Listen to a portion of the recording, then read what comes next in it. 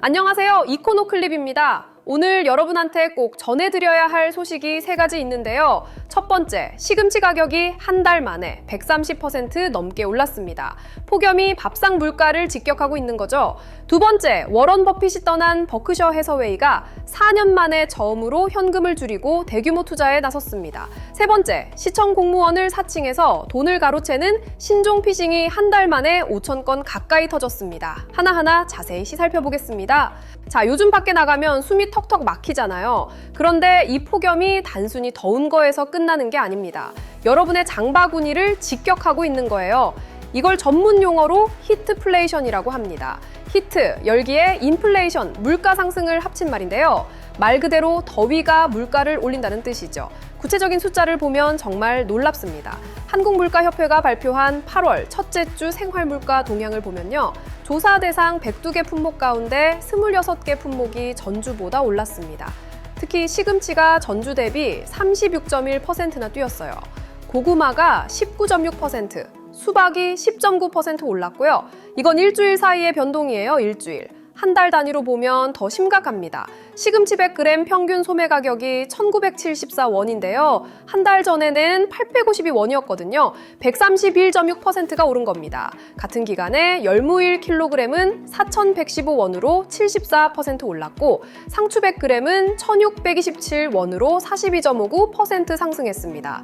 오이 10개가 1,859원으로 45.27% 뛰었어요. 왜 이렇게 되는 걸까요? 폭염이 길어지면 채소의 생육 자체가 느려집니다. 특히 IP 채소는 고온에 정말 취약하거든요. 시금치나 상추 같은 건 기온이 30도만 넘어도 성장이 크게 둔화되고 병해충까지 늘어납니다.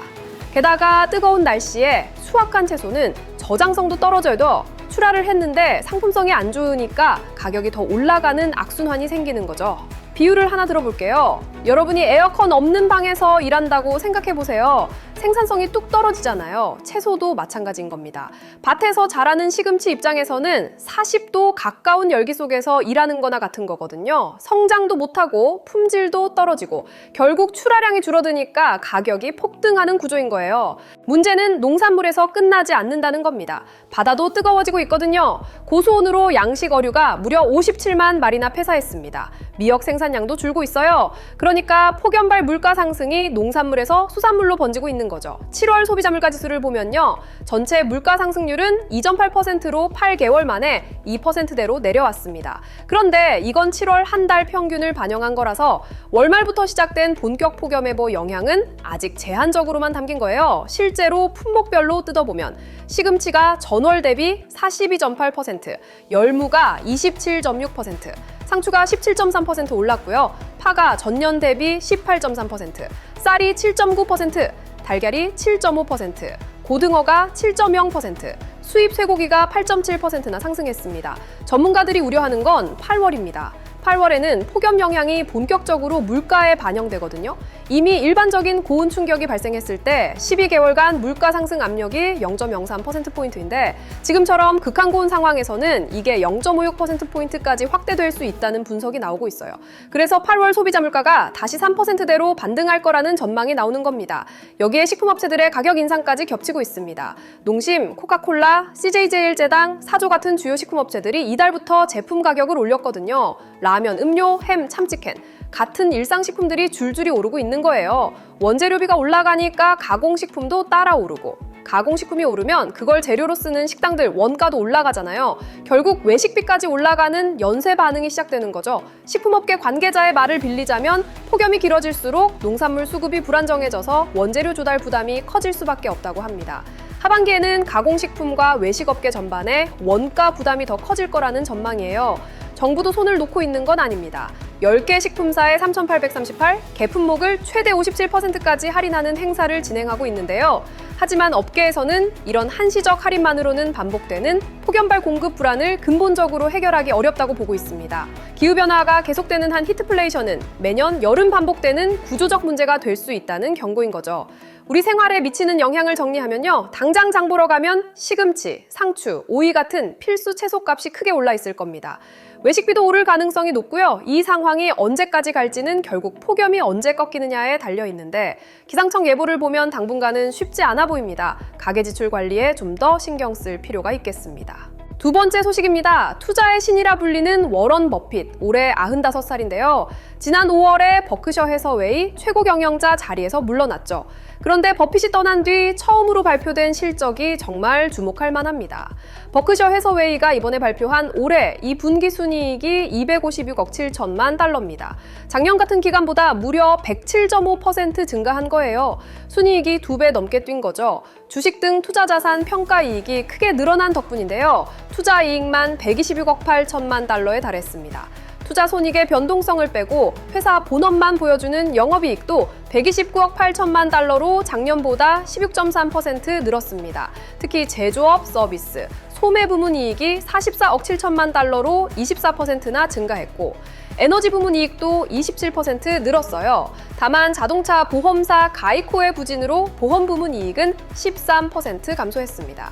그런데 실적보다 더 중요한 게 있습니다. 바로 자금 운용 전략의 변화예요. 버크셔의 현금 및 단기 국채 보유액이 6월 말 기준 3,647억 달러인데요.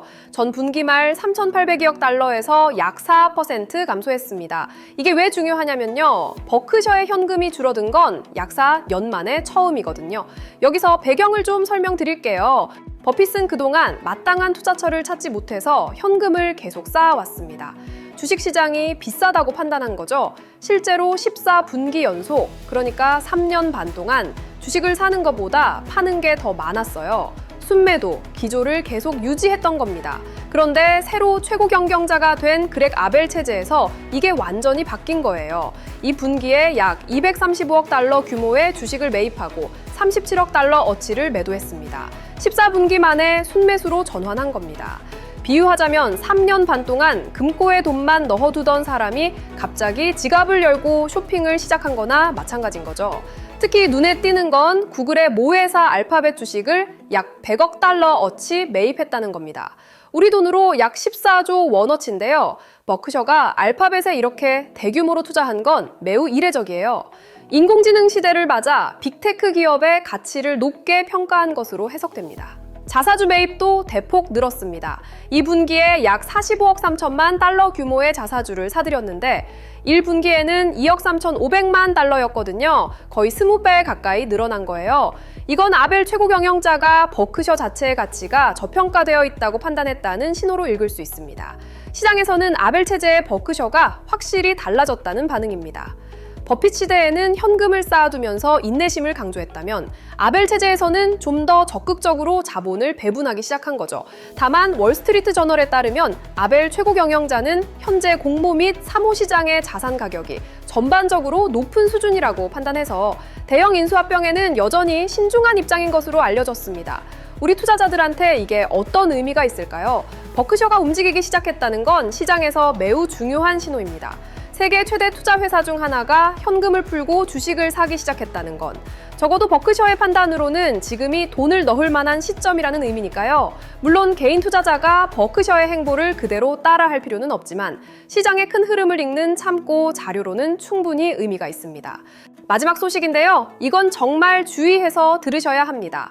최근 공공기관 직원을 사칭해서 돈을 빼돌리는 신종 보이스피싱이 급증하고 있거든요. 금융위원회 산하, 금융정보분석원, 줄여서 FIU라고 하는데요. FIU가 발표한 자료를 보면 신종 피싱으로 신고돼서 금융회사가 임시 조치한 건수가 이달 4일까지 4,935건으로 집계됐습니다. FIU가 경찰청 통합대응단과 협업해서 만든 가이드라인을 6월 30일부터 시행했는데 딱 한 달 만에 5,000건 가까이 터진 거예요. 어떤 수법인지 구체적으로 살펴볼게요. 요즘 가장 빠르게 퍼지고 있는 건 노쇼 사기라고 불리는 대리구매 사기입니다. 예전에는 식당에 대규모 예약을 한 다음에 고급 와인이나 양주를 특정 업체에서 대신 사달라고 하고 예약 시간에는 나타나지 않는 방식이었거든요. 그런데 최근에는 범죄자들이 시청 공무원, 교도소 직원, 대학교 관계자 같은 공공기관 사람을 사칭하는 방식으로 진화했습니다. 실제 사례를 하나 들어볼게요. 시청 공무원을 사칭한 범인이 어느 사업자한테 연락을 합니다. 시청에서 사용할 차량용 무전기를 구매해야 하는데 일반 도매가가 공공기관 납품가보다 저렴하다면서 대신 구매해달라고 하는 거예요. 가격 차액을 지급하겠다고 접근하는 거죠. 그런 다음 허위 판매업체 직원을 소개하고 계좌 이체를 유도해서 돈을 가로채는 겁니다. 쉽게 비유하자면 이런 거예요. 여러분 회사에 거래처라며 전화가 옵니다. 이번에 관공서 납품건이 있는데 물건을 대신 주문해달라고 해요. 차액으로 이익을 남길 수 있다고 유혹하죠. 신뢰할 만한 기관을 대는 데다 수익까지 제시하니까 의심하기가 쉽지 않은 거예요. 유형별 통계를 보면요. 로맨스 스캠이 1,527건으로 약 41%로 가장 많았습니다. 로맨스 스캠은 유명인이나 전문직, 특수군인 등을 사칭해서 온라인으로 감정적 유대감을 쌓은 뒤에 택배 통관비나 항공권, 병원비 등을 이유로 돈을 요구하는 수법이에요. 그 다음이 노쇼 대리구매 사기로 1,376건, 약 37%를 차지했고요. 팀 미션 사기가 847건으로 약 22%였습니다. 팀 미션 사기는 단체 채팅방에서 피해자를 모집해서 무료 체험단 후기 작성이나 영상 시청 같은 간단한 미션을 수행하면 수익을 준다고 속인 뒤에 투자금이나 보증금을 요구하는 방식이에요. 이 중에서 금융회사가 특정 금융정보법상 강화된 고객 확인 대상으로 분류해서 의심 계좌로 임시거래 정지한 사례가 3,750건이었습니다. FIU는 이 가운데 1,065건에 대해 거래 정지 필요성을 검토해서 금융회사의 결과를 통지했고요. 우리가 꼭 기억해야 할 대응법이 있습니다. 첫째, 공공기관에서 대리 구매를 요청하는 경우는 100% 사기입니다. 시청이든 교도소든 학교든 공공기관이 민간인한테 대리 구매를 부탁하는 일은 절대 없어요. 단번에 거절하셔야 합니다. 둘째, 휴대폰으로 걸려온 전화가 공무원이라면 일단 의심하세요. 반드시 해당 기관의 대표 번호로 직접 전화해서 확인하시기 바랍니다. 셋째, 온라인에서 만난 사람이 돈을 요구하면 무조건 의심해야 합니다. 아무리 감정적으로 가깝다고 느껴도 직접 만나지 않은 사람한테 돈을 보내는 건 위험합니다. FIU는 앞으로 점검 회의에서 논의한 내용을 업무 가이드라인에 반영하고 전담 인력을 보강해서 대응 역량을 강화할 계획이라고 밝혔습니다. 오늘 3가지 소식을 전해드렸는데요. 폭염이 밥상 물가를 끌어올리는 히트플레이션, 버핏이 떠난 버크셔의 투자 전략 대전환, 그리고 진화하는 신종 피싱까지. 결국 공통적으로 하는 이야기는 우리의 돈과 관련된 환경이 빠르게 변하고 있다는 거예요. 장바구니 물가든 글로벌 투자 흐름이든 금융사기 수법이든 말이죠. 변화에 잘 대응하시길 바라면서 오늘 이코노클립은 여기서 마치겠습니다. 감사합니다.